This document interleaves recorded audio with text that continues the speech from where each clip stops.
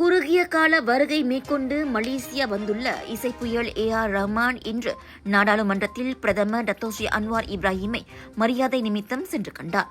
Oscar நாயகருடனான அச்சிறப்பு சந்திப்பின் புகைப்படங்களை பிரதமரே தனது எக்ஸ் தளத்தில் பகிர்ந்துள்ளார். உள்ளூர் அனைத்துலக கலை மற்றும் இசைத்துறை குறித்து ரஹ்மானுடனான சந்திப்பின் போது பேசப்பட்டது. சூஃபி இசையை தற்போது தாம் ஆழமாக ஆராய்ந்து வரும் தகவலையும் ரஹ்மான் தம்மிடம் பகிர்ந்து கொண்டதாக பிரதமர் கூறியிருக்கின்றார். டிஜிட்டல் மயமாகியுள்ள இசைத்துறை, ஏஐ அதிநவீன தொழில்நுட்பம் குறித்தும் அவர்கள் கருத்துக்களை பரிமாறிக்கொண்டனர். அச்சந்திப்பின் போது தொழில் முனைவர் மற்றும் கூட்டுறவு மேம்பாட்டுத்துறை துணை அமைச்சர் ரமணன் ராமகிருஷ்ணனும் உடனிருந்தார்.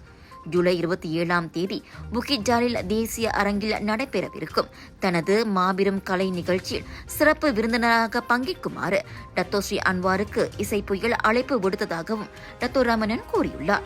அக்கலை நிகழ்ச்சிக்கு முன்னோட்டமாக செய்தியாளர் சந்திப்புகளில் பங்கேற்பதற்காக ரஹ்மான் மலேசியா வந்துள்ளார்.